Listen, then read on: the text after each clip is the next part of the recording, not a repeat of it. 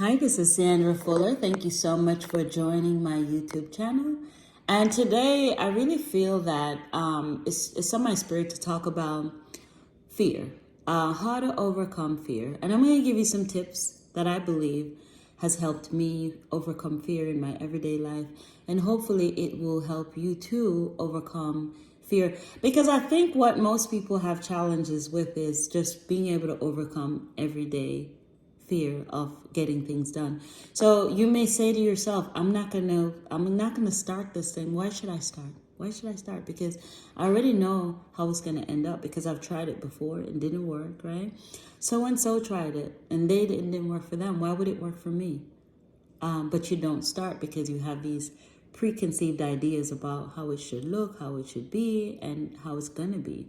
So you tell yourself you can't start it anyway. I've seen a lot of people who have perceived inadequacies accomplish major things. Susan Jeffers wrote the book called Feel the Fear and Do It Anyway. I read that book years ago, and it's such a blessing because the idea is not that you're not going to feel fear. The idea is not that you're not going to have these doubts that show up in everything that you do. What if I fail? What if? And so you may not even start. But what if you do start? What if you do set goals? What if you do write them down? What if you do seek help and guidance from the right people? What if you do challenge yourself to accomplish these things? What if you do fail in that process, but you decide that you're going to get up and start again and move forward? Those are possible things that could happen when you decide that you're not going to let the fear cripple you. You're not going to allow fear to stop you from starting because you think that something positive is not going to come out. Maybe you learn a lesson that you could use for the next time. I was just telling my son that this is my 60th time at trying to make a video, a simple, short video, right? And he said, well, good, you learned something for the next time. And that's true for so many of us. Every time you don't achieve or you fail at something, you learn something new to use the next time you try, right?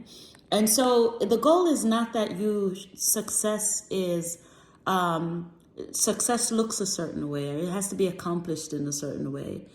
So if it doesn't happen that way, our fear is that it's not success and we're failing, right? So we're afraid of failing, so we don't try. My goal today is to tell you that if you start setting goals, despite your fears or in spite of your fears, you will accomplish those things. And most of the time, and there's an acronym FEAR, F-E-A-R, is false evidence appearing real. And most of the time, the things we fear don't exist. Or you'll get to the end of that project and realize, what was I afraid of? There was nothing there. It wasn't real.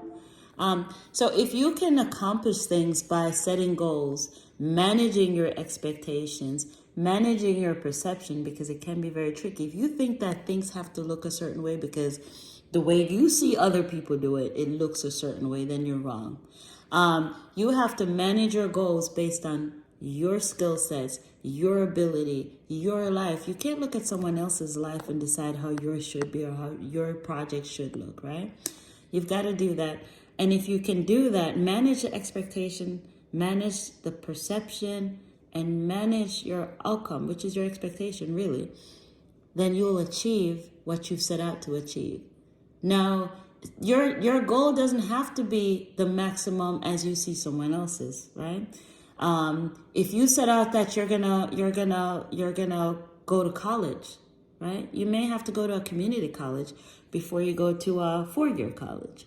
But you're still going to college. The goal is that you're going to get a bachelor's degree and you may have to take it in 2 steps, right? If you say, I don't have money, I'm too old. Like I went to law school with some 60-year-old people who did very well, did better than me, right? Because their perception was right. They didn't have the same fears I had as a younger person going to school thinking, I have to get all A's, I have to do this, I have to do that by a certain age. They're already past the age that most of us have expectations for. They were already just in their second career, right?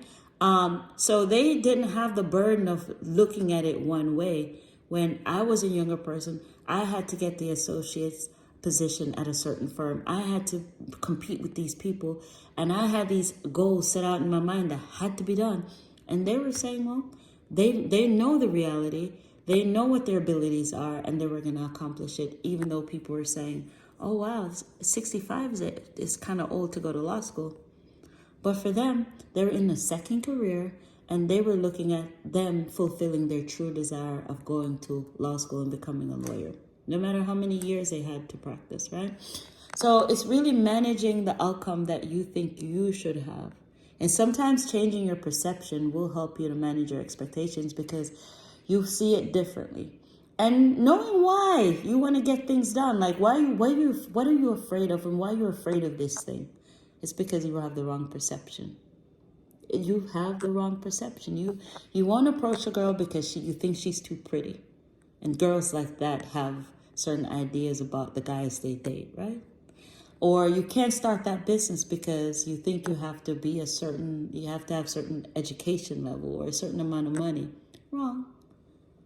Those are things that we tell ourselves that cripples us, that stops us from accomplishing our goals. But if you don't do that, if you set goals, you have the right perspective, and the right expectations, you can accomplish almost anything. I deal with this on a regular, everyday basis, and I have to manage my expectation. Sometimes I go in a courtroom and I want to win. And I want to win, right? Is it a win at all costs, or I have to manage? Because the facts don't always go in my favor, right? How do I win in a case where their facts aren't supportive of a win, right? My client is wrong. Maybe I want to go and settle. That could be a win for my client, right? So I manage my perception, my expectations, and maybe I'll encourage my client to go to mediation versus going before a judge and fighting to the death, right? That's a certain loss, right? Because the facts don't support their position. So maybe we can compromise. Go to mediation and compromise, and then get the outcome that you want, right? So those are some of the things I do. Hopefully it is useful for you, helpful for you in terms of managing your fear on an everyday basis. My name is Sandra. I hope that you guys will come back and join me as I share different jewels and nuggets that I've experienced in my life. Hopefully we'll see each other and you share your experiences with me. Thank you and God bless.